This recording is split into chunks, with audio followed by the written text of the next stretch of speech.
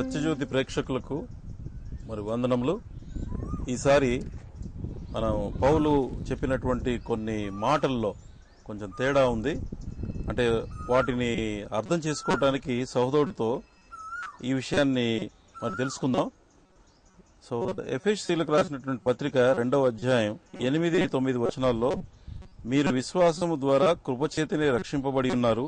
ఇది మీ వలన కలిగినది కాదు, దేవుని వరమే. అది క్రియల వలన కలిగినది కాదు గనక ఎవడనూ అతిశయపడ వీల్లేదు. స్పష్టంగా ఈ రక్షణ అనేది విశ్వాసం వలన కలుగుతుంది, క్రియలు అవసరం లేదని చెబుతూ ఉన్నాడు.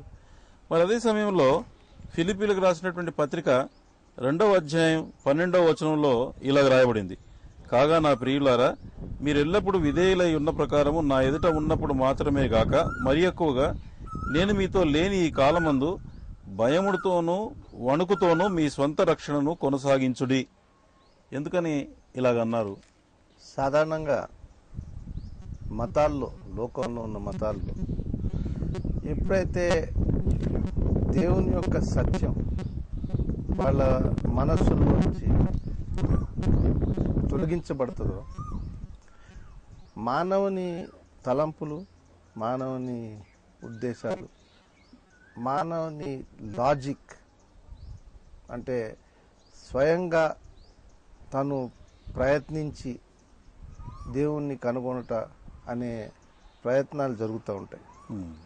దానివల్ల ఏమవుతుందంటే ఆ వెలుగు మార్గం ఏదైతే దేవుడు మానవాళి మొత్తాని కోసం ఏదైతే ఏర్పరిచాడో ఆ మార్గం కనుక్కోవడం కొంచెం కష్టం అవుతుంది.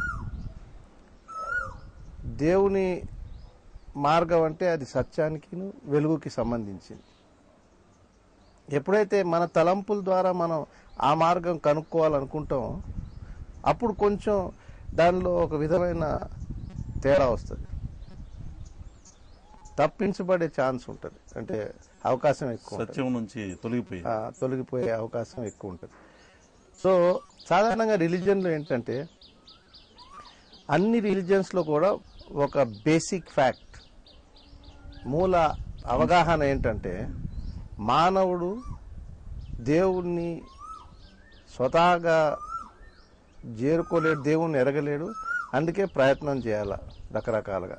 ఒకటేంటంటే, మన పూర్వీకులు, పితరులు కూడా ఆ అన్వేషణ కలిగి ఉన్నారు. దేవుడు కావాలా మాకు, మేము పాపులమి. మానవుడు పాపి అనే మాట అందరికీ తెలుసు. అదేమైందంటే రాను ఆ విషయం నెగ్లెక్ట్ చేసి దాన్ని ఇగ్నోర్ చేయడానికి ట్రై చేశాడు, మర్చిపోవడానికి ట్రై చేశాడు, వదిలేయడానికి ట్రై చేశాడు. ఎందుకంటే అప్పుడు వదిలేస్తే అది కొంచెం వాళ్ళకి కన్వీనియంట్గా ఉంటుంది. దాని విషయం డీల్ చేయడం, దాని విషయం ఏమిటి మార్గం అనేది పక్కకు పెట్టవచ్చు. పక్కకు పెట్టి సొంత ప్రయత్నించడానికి ట్రై చేశారు. అలాగే మన మొత్తం చరిత్ర అంతా అటువంటి ప్రయత్నాలతో నిండుంది. శాస్త్రాలు కూడా అటువంటి ప్రయత్నాల గురించి మాట్లాడతాయి, అన్ని రకాల శాస్త్రాలు. సో అదొక మానవుని గొప్ప ప్రయత్నం అన్నమాట. క్రైస్తత్వంలో కూడా రాను యేసుప్రభు తర్వాత ఇటువంటి తలంపు ఏర్పడ్డది. 2 రకాలుగా విభజించబడ్డది. మార్టిన్ లూథర్ వచ్చిన తర్వాత జస్టిఫికేషన్ బై ఫెయిత్, అంటే విశ్వాసం ద్వారానే నీతిమంతులుగా తీర్చబడ్డారు. ఎందుకంటే ఆ టైంలో రోమన్ క్యాథలిక్ రిలీజియన్ ఫెయిత్తో పాటు కొన్ని క్రియలు చేసి, లేకపోతే వాళ్ళు ఇంటెలిజెన్సెస్ అమ్మడం అంటారు.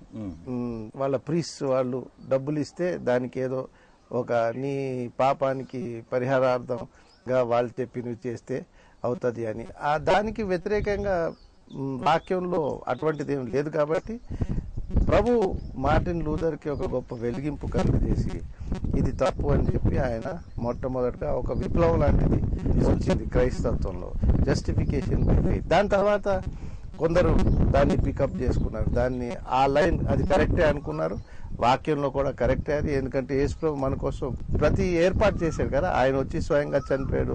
అయితే మరికొందరు ఏమన్నారంటే, సరే ఇప్పుడు ఇలాగుండగా సరే రక్షించబడ్డారు మానవులు. అంటే రక్షించబడ్డారంటే ఆయన రక్తం యొక్క కప్పు కింద వచ్చిన తర్వాత విశ్వాసం ద్వారానే రక్షించబడ్డారు. అయితే ఇది రక్షించబడ్డ తర్వాత ఇష్టం వచ్చినట్టు జీవించడానికి వీల్లేదు. ఎందుకంటే పౌలు అన్నాడు, మీరు చదివిన భాగం చూస్తే Philippi 2:12 work out your salvation with fear and trembling అన్నాడు. భయముతోనూ వణుకుతోనూ మీ సొంత రక్షణను కొనసాగించు. ఇప్పుడు భయము వణుకు అంటే ఏంటి?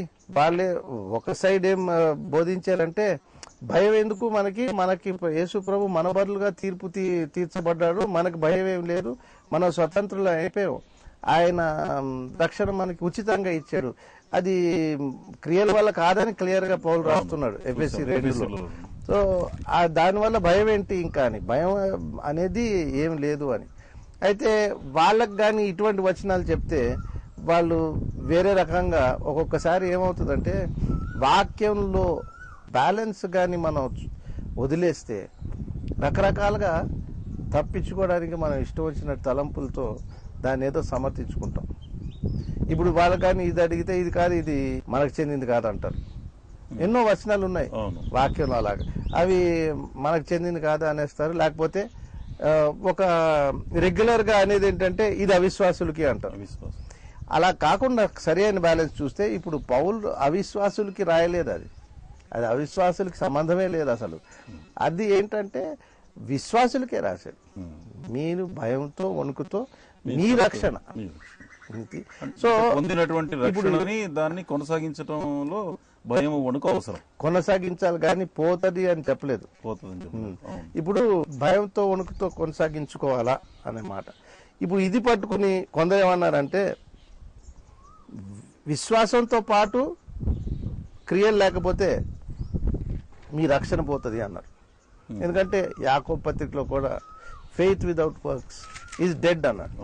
విశ్వాసం లేని విశ్వాసం మృతము అన్నాడు. అంటే మీ విశ్వాసం ఫలితం లేనిది అని కానీ మీ రక్షణ పోతుందని కాదు. సో దాని వాళ్ళేమన్నారంటే ఈ మంచి క్రియలు జోడించకపోతే మీ విశ్వాసం పోతుంది అన్న. ఇప్పుడు అసలు మాట ఏంటంటే బ్యాలెన్స్ చూస్తే ఎన్నో వచనాలు ఉన్నాయి వాక్యంలో. విశ్వాసం పోయేది కాదు, మనం తప్పకుండా క్రియలు జోడించకపోతే రక్షణలో ఉన్న గొప్ప ఆధిక్యత, లేకపోతే రక్షణ యొక్క మూల ఉద్దేశం అదేంటి, మనం ఇంతకుముందు చూసింది ఏంటంటే ప్రభు పిలిచింది దేనికి?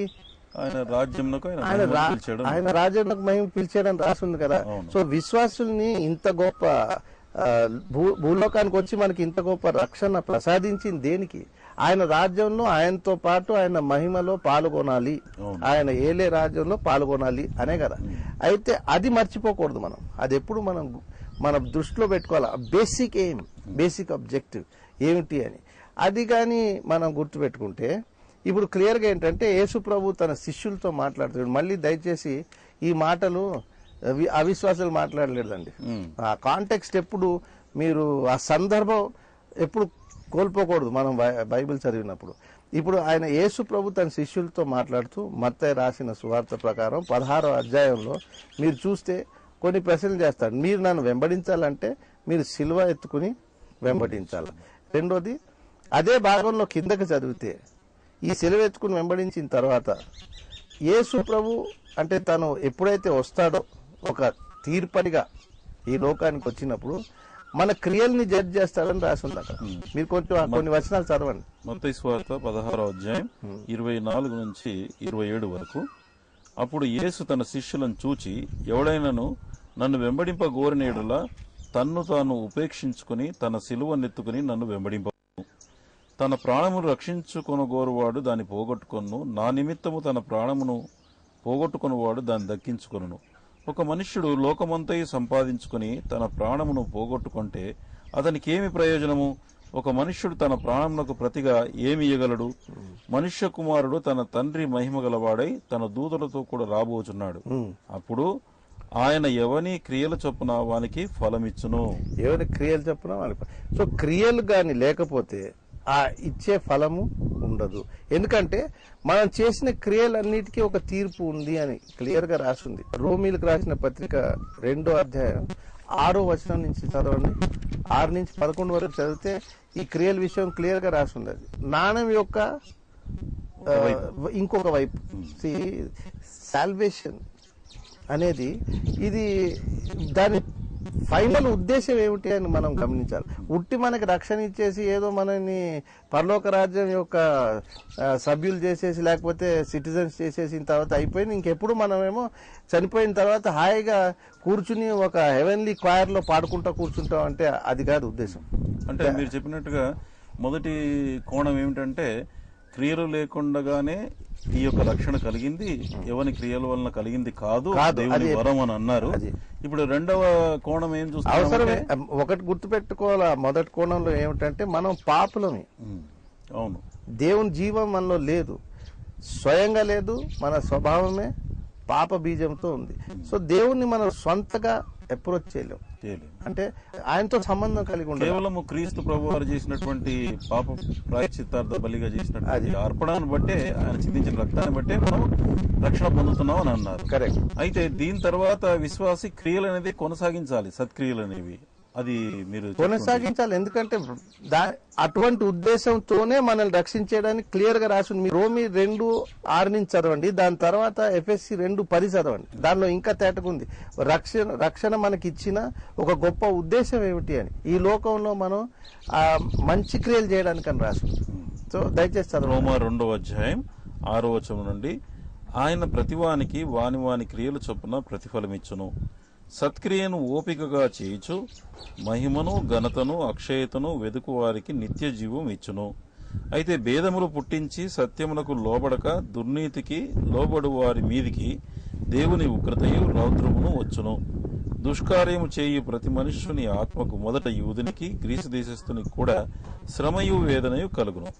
సత్క్రియ చేయు ప్రతివానికి మొదట యూదునికి గ్రీసు దేశస్థునికి కూడా మహిమయు ఘనతయు సమాధానము కలుగును. దేవునికి పక్షపాతము లేదు. ఇప్పుడు మీరు ఇది విని ఇది యూదులకి మనకి కాదు కదా అంటారు. అయితే మరి ఎఫ్ఎస్సి 2:10 చదవండి. నేను అందుకే అన్న స్క్రిప్చర్ ఎప్పుడు స్క్రిప్చర్ తోనే, అంటే వాక్యంతోనే తూచాల. అది సాధారణంగా ఎఫ్ఎస్సి 2:8-9 వరకే చదివి వదిలేస్తాం. అయితే 10వ వచనం కూడా కలిపి చదివితేనే దాని యొక్క ఫుల్ అర్థం వస్తుంది. సో 10వ వచనం ఎఫ్ఎస్సి 2వ అధ్యాయం, మరియు వాటి యందు నడుచుకొనవలనని దేవుడు ముందుగా సిద్ధపరిచిన సత్క్రియలు చేయుటకై మనం క్రీస్తు యేసునందు సృష్టించబడిన వారమై ఆయన చేసిన పని అయి ఉన్నాం. ఇంకా దానికన్నా తేటగా మనకి ఏం అవసరం లేదు కదా, అంత క్లియర్గా ఉంది. మరి సత్క్రియలు చేసినప్పుడు ఏమిటి, చేయకపోతే ఏమిటి అంటే ఈ క్రియలు మనం ఏవైతే చేస్తామో ఇవన్నీ అది ఆఖరిలో మన జీవితం ముగించిన తర్వాత దానికి ఒక తీర్పు ఉంటుంది. విశ్వాసులకు తీర్పు లేదు అని అంటారు సాధారణంగా. అది చాలా షార్ట్ కట్ లో వెళ్ళిపోవడానికి ప్రయత్నిస్తారు. షార్ట్ కట్ లో మనం ఏ విషయంగా ఆత్మీయ విషయాల్లో ఏ షార్ట్ కట్ అంటూ లేదు. ఇప్పుడు మీరు చూడండి 2 కొరింథీ 5:10 చూడండి. అది అవిశ్వాసులకు కదా అంటారు. పౌలు రాసేది ఎవరికి? విశ్వాసులకి. అవును, కొరింథీ పత్రిక అయితే విశ్వాసులకి రాశాడు. అది మాట్లాడేది సంబోధించేది మొత్తం విశ్వాసులతోనే సంబంధిస్తున్నాడు. వాళ్ళకేం చెప్తారంటే మనం ఈ శరీరంలో చేసిన ప్రతి క్రియ అది చెడ్డదైనా గానీ మంచిదైనా గానీ దానికి తీర్పు ఉంటది అని ఉంది. చూడండి, అంటే అవిశ్వాసులకు తీర్పే కాకుండా అది వేరు. రక్షించబడిన తర్వాత విశ్వాసులకు కూడా తీర్పులోనికి రావాల్సి వస్తుంది. అందరికీ, ప్రతి మానవునికి తీర్పు ఉంటుంది. విశ్వాసులతో పాటు కూడా ప్రతి మానవునికి తీర్పు ఉంటుంది. అది వాక్యంలో అన్ని చోట్ల రాసి ఉంది. మనం దాని గురించి పెద్ద వరి అయ్యే అవసరం లేదు. అందరికీ తీర్పు ఉంటుంది. అయితే విశ్వాసులకు మాత్రం డెఫినెట్ గా తీర్పు లేదు అనే మాట. ఒక్కసారి యేసు ప్రభు ఆయన తీర్పు మన పట్ల తీర్పు అంటే హీ వాజ్ జడ్జ్డ్, మన కోసం తీర్పు పొందాడు కాబట్టి మనకు అసలే తీర్పు లేదు అన్నది లేదు. ఎందుకంటే ద లార్డ్ అప్పుడు యేసు ప్రభు చెప్పిన మాట ప్రకారం మత్తయి సువార్త 16లో ఆ మాట ప్రకారం ఏంటంటే ఆయన అకౌంటబిలిటీ గురించి మాట్లాడతారు. అంటే మనకి ఇవ్వబడిన ఈ ప్రాణం లేకపోతే ఈ జీవంలో ఈ అవకాశం దాని గురించి లెక్క గురించి మాట్లాడతారు. What shall a man give in exchange for his soul. ఒక మనుష్యుడు లోకమంతా సంపాదించి తన ప్రాణం పోగొట్టుకుంటే అతనికి ఏం ప్రయోజనము? ఒక మనుష్యుడు తన ప్రాణములకు ప్రతిగా ఏమి ఇవ్వగలడు? అది so there is unaccountability there.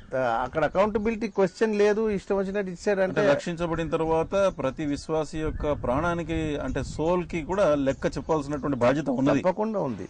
అది క్లియర్ గా ప్రభు చెప్పాడు. ప్రభు ఆయన శిష్యుల విషయం చెప్పాడు అన్నమాట. సో నా దయచేసి అది చదవండి. 2 కొరింథీ 5:5. 2 కొరింథీ 5వ అధ్యాయం 10వ వచనంలో ఉంది. ఎందుకనగా తాను జరిగించిన క్రియల చొప్పున అవి మంచివైనను సరే చెడ్డవైనను సరే దేహముతో జరిగించిన వాటి ఫలమును ప్రతివాడును పొందినట్లు మనమందరమును క్రీస్తు న్యాయపీఠం ఎదుట ప్రత్యక్షం కావలేను. దాని ప్రతిఫలం పొందడానికి ఇప్పుడు క్రీస్తు న్యాయపీఠం ఎదుట నిలబడాలి మనం. సో అది మన వర్క్స్ గురించి. అప్పుడు మనకి ఏంటంటే ఈ వర్క్స్ మూలాన ఆయన ఫలం ఇస్తాడు, ఆయనలో భాగం కలుగుతుంది. మీరు హెబ్రీ 3:15 చూడండి. ఆయనలో భాగం, క్రీస్తులో భాగం అంటే ఆయన మహిమ, ఆయన రాజ్యం, ఇంతకుముందు మనం చదివినట్టు దానిలో భాగం కలుగుతుంది. హెబ్రీ 3:15 14 ఉండొచ్చు, 13 నుంచి కలిసి ఉంది. మరి ఇక్కడ తెలుగులో అయితే చదవండి. నేడు మీరు ఆయన శబ్దం విన్నడలా కోపం పుట్టించినప్పటి వల్ల మీ హృదయములను కఠినపరచుకొనకూడని ఆయన చెప్పిన గనక పాపం వలన కలుగు భ్రమచేత మీలో ఎవడును కఠినపరచబడకుండానట్లు అది నేడు అనబడి సమయం ఉండగానే ప్రతిదినం ఒకరికొకడు బుద్ధి చెప్పుకోండి. ఏలైనగా మొదటి నుండి మనకున్న దృఢ విశ్వాసం అంతం మట్టుకు గట్టిగా చేపట్టిన ఎడలనే క్రీస్తులో పాలివారమై ఉంది. చూడండి ఎంత క్లియర్ గా ఉందో. అది మొదటి నుంచి మనకి ఉన్న విశ్వాసం అంతం వరకు, అంటే మన పరుగు పందెం అంతమయ్యే వరకు దాన్ని గట్టిగా చేపట్టి ప్రభు యొక్క మార్గంలో కొనసాగుతూ ఉండాలి. అందుకే మనం చూసాం చూడండి, ఇంతకు ముందు చదివిన దానిలో మనం work out your salvation with fear and trembling, భయంతోనూ వణుకుతోనూ మీ సొంత రక్షణ కొనసాగించండి అని ప్రకటన 3:11 చూడండి. నేను త్వరగా వచ్చున్నాడు, ఎవరును నీ కిరీటము నపహరింపకుండానట్లు నీకు కలిగిన దాన్ని గట్టిగా పట్టుకొనుము. అంటే ఏంటి? ఆ కిరీటం మీ దగ్గర నుంచి తీసుకునే అవకాశం ఉందన్నట్టే కదా. జాగ్రత్తగా ఉండమని మనకి ఇటువంటి ఉపదేశం లేకపోతే ఇన్స్ట్రక్షన్ ఇచ్చినప్పుడు కిరీటం అది మీ దగ్గర నుంచి పోయే అవకాశం ఉంది. సో లేదు అని కళ్ళు మూసేసి అటువంటిది ఏం లేదు. మనం హాయిగా ఆటోమేటిక్గా వెళ్ళిపోయి నిత్యానికి మనం ఎప్పుడు ఎంజాయ్ చేసుకుంటూ ఉంటాం. దానికి అటువంటి తలంపు మన స్క్రిప్చర్లో మాత్రం, వాక్యంలో మాత్రం లేదు. అకౌంటబిలిటీ, ప్రభు ఏది ఇచ్చినా కానీ అకౌంటబిలిటీ ఉంటుంది. అందుకే మనకిచ్చిన రక్షణ 2 రకాలుగా ఉంటుంది. ఒకటి గిఫ్ట్, వరంగా, అది. రెండోది ప్రైజ్ అంటే బహుమానంగా ఇవ్వబడి. గిఫ్ట్ ఇచ్చేది ఉచితంగా ఇవ్వబడి. ప్రైజ్ అనేది బహుమానం అనేది సంపాదించుకోవాలి. అంటే ఇప్పుడు బహుమానం అంటే ఏమిటని చూసాం ఇంతకు ముందు. ఆయన రాజ్యంలో పాలు, ఆయనలో పాలు, ఆయన మహిమలో పాలు. అంటే ఇప్పుడు మనల్ని తీసుకొచ్చి ఆ బండ మీద పెట్టాడు ఉచితంగా, లేదని కాదు. కానీ అక్కడి నుంచి రాజ్యం కూడా ఉచితంగా ఇచ్చేస్తాడా? రాజ్యం కోసం ప్రయత్నం చేయాలా, కష్టపడాలి, ఆయన చెప్పిన మార్గంలో నడవాలా, ఆయన చిత్త ప్రకారం నడవాలా, ఆయన మనకి పయనంలో మన కోసం పెట్టిన శ్రమలు పొందాలా, మనం శాంక్టిఫై అవ్వాలా. అప్పుడే కదా మనం అకౌంటబిలిటీ అంటే మన లెక్క, ఉత్తరవాదత్వం, మన లెక్క ఇవ్వాల్సినప్పుడు మనం జయించగలం. సో జయించే వాళ్ళకి క్లియర్ గా రాశారు రెవల్యూషన్ 3:21లో, మీరు జయించిన వాళ్ళే నాతో నా సింహాసనంలో కూర్చోగలరు అన్నాడు. నేను ఎలాగా? నేను జయించి నా తండ్రి యొక్క సింహాసనంలో కూర్చుని ఉన్న ప్రకారము జయించు వారిని నాతో కూడా నా సింహాసనం ముందు కూర్చుండనిచ్చారు. క్లియర్ గా అర్థమయ్యేది అది. ఇప్పుడు వర్క్స్ అంటే వర్క్స్ సత్క్రియలు, అప్రూవ్డ్ వర్క్స్, మీరు అప్రూవ్ అయ్యేటట్టు, ఆయన అంగీకరించేటట్టు ఆ వర్క్స్ మనం చేసుకుంటూ వెళ్ళాలా. దానివల్ల మనకి ఆయన జడ్జ్మెంట్, మన క్రియలు ఎప్పుడైతే ఆయన జడ్జ్ చేస్తాడో అది దాటి మనం ఓవర్కమ్ అయిన తర్వాత ఆయనలో పాలు ఉంటాయి, ఆయన రాజ్యంలో పాల్గొడుతుంది. సో బ్యాలెన్స్డ్ వ్యూ తీసుకోవాలి. అంటే క్లియర్గా మనకి both sides of the coin, అంటే 2 కోణాల నుంచి కూడా క్లియర్గా చూస్తే మనకు బ్యాలెన్స్ అందుతుంది. ఒకటి ఏంటంటే మనం స్వంత క్రియల వల్ల ఎప్పుడు మనం పాప పరిహారార్థం పొందలేము. ఇంకొకటి పొందిన తర్వాత, ఆయన జీవం వచ్చిన తర్వాత మనం ముందుకి కొనసాగాలంటే ఆయన మన కోసం ఏర్పరిచిన చేయాలి. దానికి మనకి ఒక తీర్పు ఉంటుంది. అది కానీ మనం ఆ తీర్పులో గెలిస్తే అప్పుడు మనకి ఆయన రాజ్యంలో పాలుంటది అని. యేసు ప్రభు వారు కూడా ఈ సత్క్రియల విషయంలో మాట్లాడుతూ ఆయన మత్తయి సువార్త 25వ అధ్యాయంలో తీర్పు జరిగేటప్పుడు ఈ భూలోకంలో ఇక్కడ మరి ఆకలిగా ఉన్నప్పుడు ఆహారం ఇవ్వటం, దప్పిగా ఉన్నప్పుడు దాహానికి ఇవ్వటం, రోగి అయినప్పుడు దర్శించటం, చెరసాలలో ఉన్నప్పుడు దర్శించటం, ఇది లోకంలో ఉన్న వారినే ఆయన అలాగ తీర్పు తీర్చినప్పుడు విశ్వాసులైనటువంటి మనను తప్పకుండా ఆయన ఈ విషయంలో ప్రశ్నిస్తాడు. మన నైబర్స్ లేకపోతే మన పొరుగు వారికి కనుక ఆహారం లేకపోయినప్పుడు మనం ఏం చేశాం, తర్వాత వస్త్రాలు లేకపోయినప్పుడు మనం ఏం చేశాం, మరి రోగి అయినటువంటి వారిని చూసినప్పుడు మన యొక్క ప్రతిస్పందన ఎలాగుంది, వారిని దర్శించామా, కష్టాల్లో ఉన్న వారికి మనం మేలు చేశామా. కనుక ఈ సత్క్రియలు అనగా ఇలాగా మన దృష్టిలోనికి మన జీవితంలోనికి దేవుడు తీసుకొచ్చినటువంటి సందర్భాల్లో మనము ఆయా రకాలుగా మన దగ్గర ఉన్నటువంటి వనరులను ఉపయోగించి వారికి సహాయం చేయటం, అలా సహాయం చేయాలి. అలా చేసినటువంటి సత్క్రియల వలన మనకు బహుమానం దొరుకుతుంది. లేని ఎడల కూడా మరి ఇక్కడ చెప్పినట్లుగా మరి తప్పకుండా మనం దానికి తగినటువంటి ప్రతిఫలాన్ని, మనం చేయకపోతే కూడా ప్రతిఫలాన్ని పొందాలి, చేసిన దానికి కూడా ప్రతిఫలం పొందాలి. కనుక సత్క్రియల విషయమై విశ్వాసులమైనటువంటి మనం అందరం కూడా గమనికగలిగి మనం తప్పకుండా వీటిలో పాలు పొందాలని దేవుని యొక్క ఉద్దేశం అది.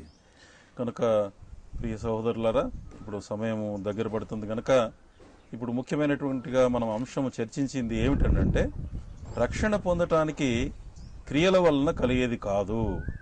అంటే మరి మనం చేసినటువంటి మంచి క్రియల వలన కేవలం క్రియల వరకు మాత్రమే కనుక పరిమితమైతే రక్షణ పొందటానికి వీలు లేదు. అది దేవుడు తన కృప ద్వారానే ప్రభువైన యేసుక్రీస్తు వారిని లోకానికి పంపించి ఆయన మన కొరకు మన పాపముల నిమిత్తమై ప్రాయశ్చిత్తార్థ బలిగా తను తాను అర్పించుకున్నాడు, ప్రాణం పెట్టాడు. ఆయన కార్చినటువంటి రక్తము, ఆయన ఇచ్చినటువంటి ప్రాణాన్ని బట్టే మన కొరకు క్రయం చెల్లించబడింది. అట్లు దాని యందు విశ్వాసము ద్వారా ఎవరైతే విశ్వసిస్తారో వారికి పాపక్షమాపణ అనగా రక్షణ కలుగుతుంది. కనుక అది క్రియల వలన కలిగినది కాదు. కానీ రక్షించబడిన తర్వాత విశ్వాసులమైనటువంటి మనమందరం కూడా సత్క్రియలు అనేది చేయాలి. అదే ఎఫెసీలకు రాసిన పత్రిక 2:10లో మనం చూసాం.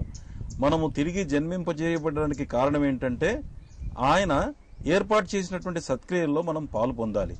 కనుక నాణ్యం యొక్క ఒక కోణం ఏమిటంటే క్రియలు లేకుండానే మనకు రక్షణ కలుగుతుంది. కానీ రెండవ వైపు మనం చూస్తే కనుక రక్షించబడిన తర్వాత తప్పనిసరిగా మనం క్రియలు చేయాలి.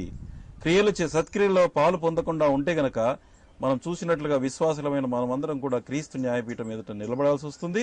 మనం చేసినటువంటి క్రియలు మంచివి గాని చెడ్డవి గాని ప్రతిదానికి కూడా ప్రతిఫలం అనేది ప్రభు ఇవ్వటానికే తిరిగి వస్తున్నాడు. కనుక ఆయన తిరిగి వచ్చినప్పుడు ఆయన మహిమలో ఆయన రాజ్యంలో మనం పాలు పొందటానికి దాని కొరకే పిలువబడ్డామని చూసాం. ఆ పిలుపు తగినట్లుగా మనం సత్క్రియలు అనేది చేయటం తప్పనిసరి. క్రైస్తవులు ఇది గమనిస్తే వాళ్ళ జీవితంలో చాలా మార్పు కలుగుతుంది. ఇంకొకటి వాళ్ళ జీవితానికి ఒక ప్రాపర్ వాక్య ప్రకారం గురి ఉంటుంది. అది గమనించకుండా సాధారణంగా క్రైస్తవుల్లో లోకం మొత్తంలో ఒక రాంగ్ ఎంఫసిస్ ఉంది. ఏమిటంటే ఈ డివిజన్స్ అన్ని క్రైస్తవుల్లో డాక్ట్రిన్ మీద ఎంఫసైజ్ చేసి సిద్ధాంత రూపేణ మరి నొక్కి చెప్పి వేరు వేరు చేసి ఆ డాక్ట్రిన్ మీద ఎంత ఎంఫసైజ్ చేసేది దాని బదులు గుడ్ వర్క్స్ మీద ఎంఫసైజ్ చేస్తే స్వయంగా అంటే సాధారణంగా మనం వింటున్న వాక్యాలు కానీ రకరకాలుగా బోధలు కానీ ఆ గుడ్ వర్క్స్ మీద ఎంఫసైజ్ చేస్తే చాలా మటుకు ఈ కరెక్ట్ దృక్పథంలో నడవడానికి వీలు పడుతుంది. అయితే ఈ సత్క్రియల కోసం మరి నేనేమన్నా వెతకాలా ఎక్కడున్నది నా సత్క్రియ అని, లేకపోతే ఎలాగా? అక్కడ వాక్యంలో రాసి ఉంది క్లియర్ గా మీకు ఎఫెసీ 2:10లో దేవుడు మీకోసం ముందుగానే సిద్ధపరిచాడు. అంటే ప్రతి వాళ్ళ కోసం కొన్ని సత్క్రియలు ఆయన మార్గంలో నడిస్తే మీ మార్గంలో ఆయన మార్గంలో మీకోసం ఆయన సిద్ధపరిచి ఉన్న సత్క్రియలు ఉంటాయి. సాధారణంగా మనం జీవిస్తూ ఉండగానే మన జీవితంలో తీసుకొని వస్తాడు. అది మామూలుగా మనం ప్రభు అధికారం కింద నడుచుకుంటే ఎక్కడున్నామో ఏ పని చేస్తున్నామో ఎలాగున్నామో అలాగే నడుచుకుంటూ ఉంటే మన జీవితంలో మన దారిలో ఆయనే చూపిస్తాడు. రోజు రోజు అక్కర్లు కలిగిన వారు, అవసరం కలిగిన వారు, ప్రేమ చూపటానికి వాటన్నిటి కూడా ప్రభువే దానికి అవకాశాలు ఇస్తుంటాడు. ఆ అవకాశాల్లో పాలు పొందాలి. అవకాశాల్లో నిర్లక్ష్యం చేసి పాలు పొందకుండా ఉంటే గనక మనం అవకాశం పోగొట్టుకుంటాం, ఆ సత్క్రియలు పాలు పొందకుండా ఉంటుంది. కనుక మళ్ళీ తిరిగి వచ్చే వారం ఇలాగే ఇదే సమయానికి మళ్ళీ కలుస్తాం. ఇంతవరకు మా ఎపిసోడ్స్ లో చాలా మంది ఫోన్లు చేసి నన్ను అడుగుతా ఉన్నారు. చాలా మంచి ప్రశ్నలు అడుగుతూ వచ్చారు. చాలా సంతోషం వేసింది. చాలా మందికి ఇది మేలు కలుగుతుందని మరి వాళ్ళు చెప్పడం, వాళ్ళ సాక్ష్యం ద్వారా మరి ప్రభువుకు వందనాలు చెల్లిస్తున్నాము. అలాగే మీకు ఈ విషయంలో ఇంకేమైనా డౌట్స్ కనుక ఉంటే గనక దయచేసి ఫోన్ అయినా చేయండి, లేకపోతే కనుక మాకు రాస్తే గనక మీకు తప్పకుండా మేము జవాబిస్తాం. ప్రార్థన చేసుకుందాం. పరలోకమందున్న మా తండ్రి, పరిశుద్ధమైన దేవా, మా జీవితంలో మా పాప క్షమాపణ నిమిత్తమై నీ కుమారుడు మా రక్షకుడైనటువంటి యేసుక్రీస్తు ప్రభువారిని పంపించినందుకు మీకు వందనాలు చెల్లిస్తున్నాం. మానవుడితో సాధ్యము కానటువంటి రక్షణ, పాప క్షమాపణని నీ కుమారుని ద్వారా సాధ్యం చేశావు. మా కొరకు ఆయన్ని అప్పగించినందుకు వందనాలు. ఆయన చేసినటువంటి బలియాగమును బట్టి వందనాలు. అయితే ప్రభువా, క్రియలు లేకుండా పొందేటటువంటి రక్షణ ద్వారా మేము రక్షించబడిన తర్వాత క్రియలు కలిగి నీవు ఏర్పాటు చేసినటువంటి సత్క్రియల్లో తప్పనిసరిగా పాలు పొందాలని మాకు ఉద్దేశించినావు. నీ మహిమలో, నీ రాజ్యంలో పాలు పొందుటకు ఇది మార్గమని నీ వాక్యంలో రాసిపెట్టినావు. దానికి నీకు వందనాలు. ఇలాగ మేము చేయటానికి, ఈ గురి వద్దకు రావడానికి మాకును మరి ప్రేక్షకులకు సహాయం చేయమని యేసు నామములో ప్రార్థిస్తున్నాము.